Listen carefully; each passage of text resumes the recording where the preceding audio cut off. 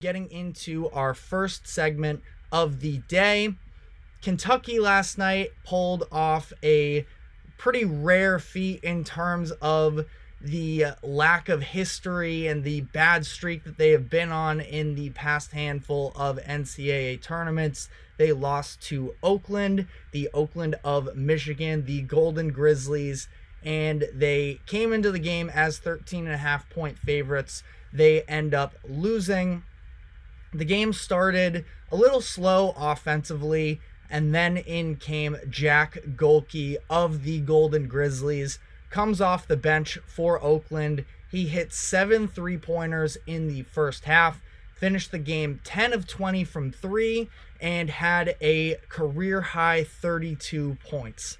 One of 5 players in the history of the NCAA tournament to hit 10 3-pointers in a game. Most recently was Carson Edwards of Purdue a handful of years ago, and he went down as a hero really in terms of that run, and we'll see how long this lasts for Golke and Oakland. Quick note on Golke: he took 335 shots this season. Those numbers are not right. 355 shots this season, 337 of them were 3-pointers, had just 345, 337, only 8 2-point attempts on the year. Excuse my math here for a second, but in the most respectful way possible, this random player in March Madness, he had spent years playing Division II basketball, transfers to Oakland, Michigan, and lights up a team of future NBA prospects. And this is why we love March Madness. This is why we watch the games. Now, granted, wasn't all Golke. He just gave them the spark that they needed in order to pick up a halftime lead. And once they were in that game, they started believing. Like the Golden Grizzlies head coach Greg Kampe told his team, that they win close games. And that they did yesterday in an unbelievable matchup. Crazy story with Kampe, 40 years coached at Oakland, and now picks up the biggest win in the program's history, and one that will be remembered forever. Golke got on the microphone after the game and said that they are not a Cinderella story, and I guess we'll see if that is fully the case. They will be playing NC State on Saturday to see if they can keep the dream alive. NC State also pulled off an upset yesterday, and truthfully, I do think that the path is there, but it's going to take at least another Cinderella story in NC State being knocked off to see if that is the case. But getting into the Kentucky side of this, where this marks one of, if not the biggest loss in Calipari's time with Kentucky. Many people had high hopes for Kentucky this season because of the NBA talent that they have and their high-powered offense. They have at least 2 lottery picks in Reed Sheppard and Rob Dillingham. They have a handful of other freshman talent, such as DJ Wagner, Justin Edwards, Aaron Bradshaw, who maybe aren't going to be first-round picks this year. Wagner could maybe find his way into the first round, but a ton of NBA talent in the making, some really high recruits coming into this season, and they end up being bounced before the second weekend yet again. So as much as I can say that I didn't expect them to lose round 1 to Oakland, it isn't the most shocking thing in the world to me that they did find themselves out early in the tournament, where their defense has been horrible this season, ranked 115 by KenPom. They, in this game, did not guard the 3-point line whatsoever, allowed 15 made 3-pointers, of course 10 of them coming from Golke. But if they were to run into a hot hand it is very possible for them to get into shootouts, and that was the case in this game. And as we saw, they just weren't able to get stops down the stretch where they were still in the game, but the Grizzlies were just able to get it done down the stretch. Townsend, I believe his name was really good down the stretch of that season as well.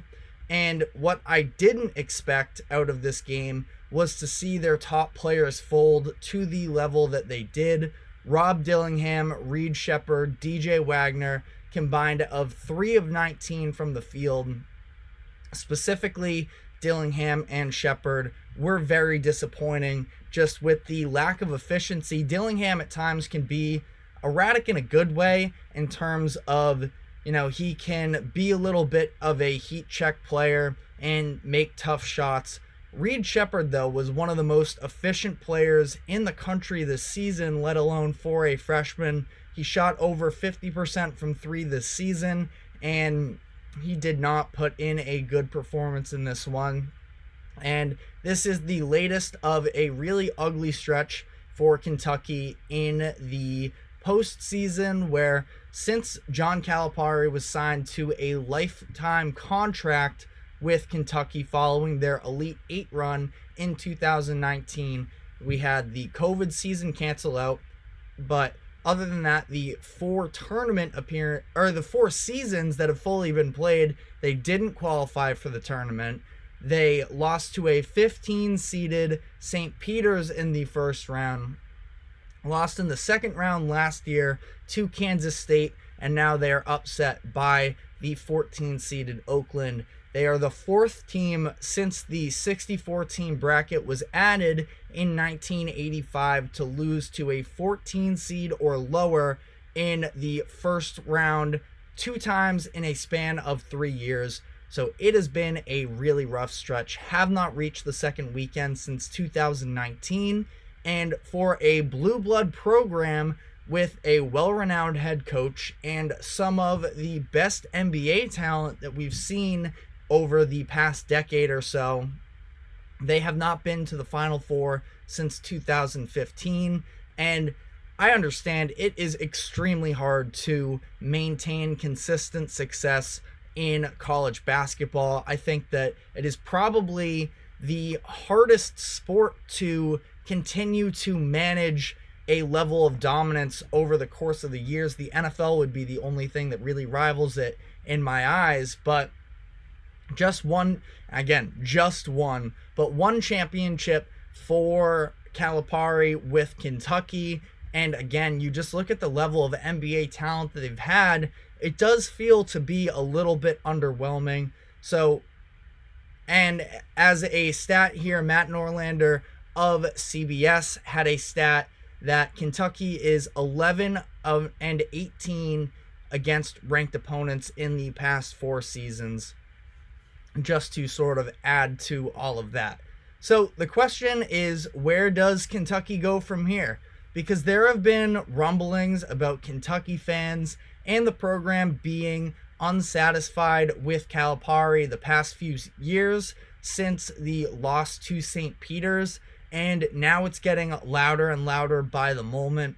It would cost Kentucky $33 million to buy out Calipari from his contract. There is the question of how long he himself wants to put up with this pressure cooker of a spot to be in and the scrutiny that he's been receiving over the years. It is not an easy task to be a college coach in today's world with NIL and all of the extra aspects of the job that are put on a coach's shoulder because of it. But now, especially with the Kentucky program and the way that they've been so reliant on freshman talent through a lot of their years, seems like they are maybe going to have to at least sort of reconsider parts of how they build their teams together.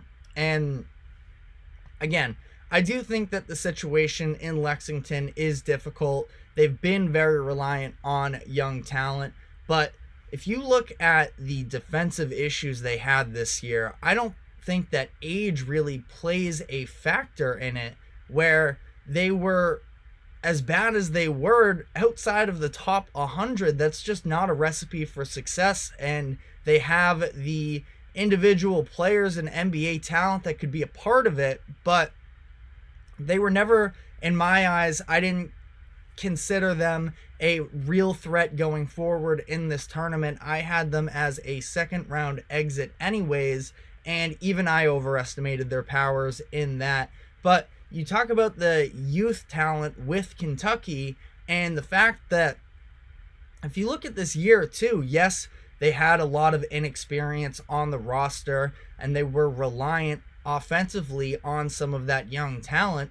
3 of the 5 players yesterday that got over 20 minutes in playing time weren't freshmen. Antonio Reeves and Trey Mitchell, both seniors, were easily their top 2 most reliable players in this game, and it still wasn't enough. If it wasn't for Reeves putting up the offensive numbers he did, they might not have even been in this game necessarily. So trying to re-up for next year with the same type of philosophy that they have been running with the past few years doesn't seem like it's necessarily going to sell the fan base on the situation the way that I'm sure they would like to be the case, because they had so much freshman talent this year.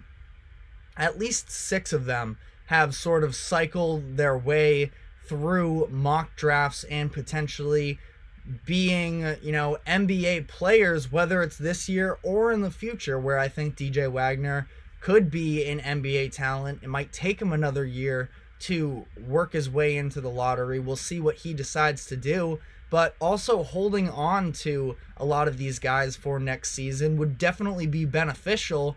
Is it going to work out that way?